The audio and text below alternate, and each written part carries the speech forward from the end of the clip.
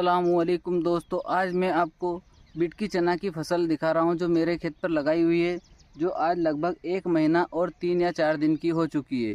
इसके अंदर मैंने 2 सिंचाई कर दी है और पहली सिंचाई में मैंने इसके अंदर उर्वरक दिए थे और उसके बाद इसके अंदर मैंने कौन सा दवाई का स्प्रे किया, कौन सा टॉनिक दिया है, वो सारी डिटेल में आपको बताऊँगा और बताऊँगा मेरे बिटकी चना की कंडीशन अभी किस तरह है। किसान साथियों, आप अगर हमारे चैनल पर पहली बार आए हैं तो हमारे चैनल को सब्सक्राइब कर लीजिए और वीडियो को लाइक कर लीजिए और हो सके तो पास बने घंटी वाले बटन को भी दबा दीजिए, जिससे कि मेरा आने वाला वीडियो सबसे पहले आप तक पहुंच सके। देखिए किसान साथियों, मेरा ये प्लाट है लगभग 4 बीघा का। मैं इसकी सारी डिटेल बताऊँगा, दूसरी सिंचाई मैंने कब की है, पहली सिंचाई कब की है और कुछ इस तरह अभी मेरे प्लाट की कंडीशन है। तो किसान साथियों, वीडियो पे आगे बढ़ते हैं और देखते हैं कि किस तरह अभी फसल की कंडीशन है। तो आप देख सकते हैं कि 1 महीना और 3 दिन लगभग या 4 दिन की फसल हुई है और इस कंडीशन में पौधे की ग्रोथ कुछ इस तरह दिखाई दे रही है, यानी कि पौधे की हाइट भी काफ़ी अच्छी हो गई है। 2 सिंचाइयाँ करने के बाद कुछ इस तरह फसल दिखाई दे रही है। और आपको मैं दिखा दूँ कि लगभग 35 दिन 33, 34, 35 दिन की अवस्था में हमें फसलों के कुछ ऊपरी सिरों पर कलियाँ दिखाई देने लगती है, फ्लावर की कली दिखाई देती है, जहाँ कहीं कहीं पर मुझे दिखाई देने लगी है। मैं आपको दिखाने की कोशिश करता हूँ कि आप देख सकते हो कि इसके अंदर कहीं कहीं पर कलियाँ भी आने लगी है। तो मेरे प्रिय किसान साथियों, देखिए यहाँ पर इसके ऊपरी सिरे के ऊपर हमें कुछ फूलों की कलियाँ दिखाई देने लगी, यानी कि लगभग 1 महीने बाद इसके अंदर फूलों की कलियाँ दिखाई देने लगती है, यानी कि ये फसल 70 और 75 दिन में लगभग कटाई के लिए तैयार हो जाती है। गर्मी में ये फसल जो बिटकी चना बहुत ही अच्छी तरह के अच्छा पैदावार देने वाली चना की किस्म है और इसकी बुआई लगभग अभी फरवरी एंड तक भी बहुत सारे किसान लहसुन की फसल निकाल कर भी बिटकी चना की फसल को लगा रहे हैं। और इसका उत्पादन अगर हम इसके अंदर 2, 3 या 4 सिंचाई कर देते हैं तो हमें गर्मी के मौसम में इसकी उत्पादन काफ़ी अच्छा 3 कुंटल से लगाकर 5 कुंटल के बीच अच्छी देख रेख करने पर इसकी अच्छा उत्पादन मिल जाता है।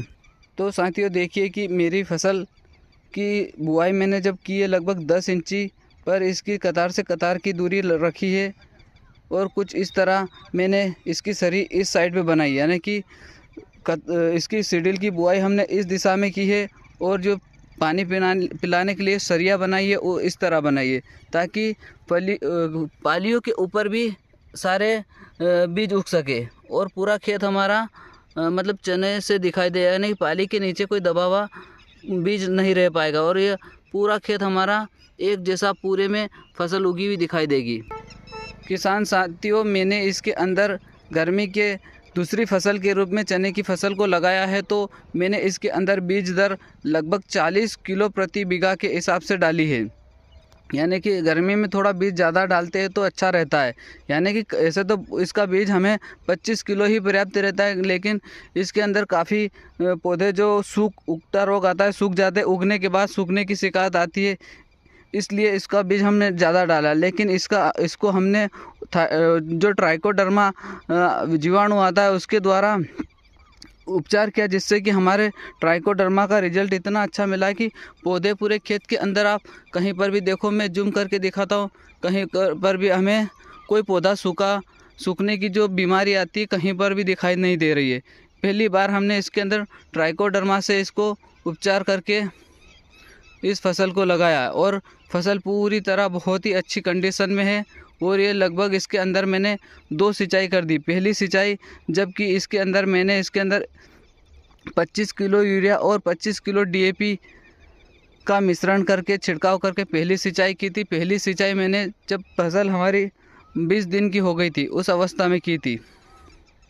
और साथियों, जब दूसरी सिंचाई का समय हमने लिया है इसके अंदर, जब हमारी फसल अभी 33 दिन की हुई है, यानी कि 30 दिन की हुई थी, उस समय हमने इसके अंदर दूसरी सिंचाई की। दूसरी सिंचाई करने से पहले किसान साथियों, मैंने इसके अंदर पोषक जो टॉनिक आता है, पोषक टॉनिक और इसके साथ एक कीटनाशक दवाई लेम्डासाइहेलोथ्रिन जो 4.9 आता है, उन दोनों का स्प्रे किया है, ताकि इसकी पौधों की वेजिटेटिव ग्रोथ काफ़ी अच्छी हो सके और इनकी चाल मेरी सिंचाई करने के बाद आप देख सकते हो कि कितनी शानदार पौधों की ग्रोथ हो रही है।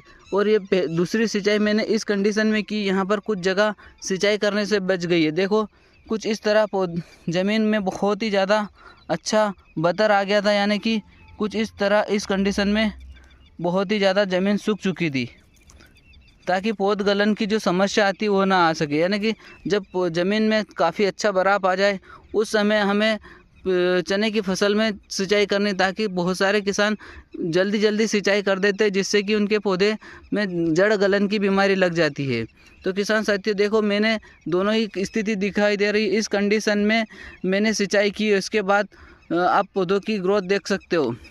किसान साथियों, हमें ऐसी जगह अगर अपने चने लगाए जहाँ पर पानी की निकासी नहीं है, वहाँ पर हमें कुछ करके पानी की निकासी करना अति आवश्यक, यानी कि जल भराव नहीं रहना चाहिए। बहुत सारे किसानों के यहाँ हमें मेरे दोस्त बता रहे कि हमारे पौधे जल गलन हो रहा, उनकी जड़ें सड़ रही है।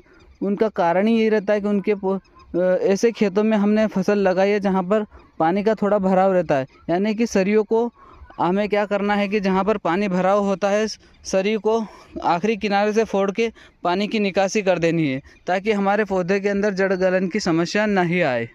किसान साथियों, इस तरह हमारी फसल बहुत ही अच्छी कंडीशन में है, और आज इसका मुझे देखकर लगता है कि आने जो ठंड, अभी इस समय ठंड का थोड़ा प्रकोप बढ़ा है, थोड़ी ठंड दिखाई दे रही है। इस कारण इसमें इसका भी ठंड से भी हमारा फ़ायदा होगा, क्योंकि पौधों को, चने की फसल को ठंड से बहुत फ़ायदा होता है। और थोड़ी ठंड बढ़ी है, इससे हमारे पौधों की जो वेजिटेटिव ग्रोथ है वो काफ़ी अच्छी हो रही है।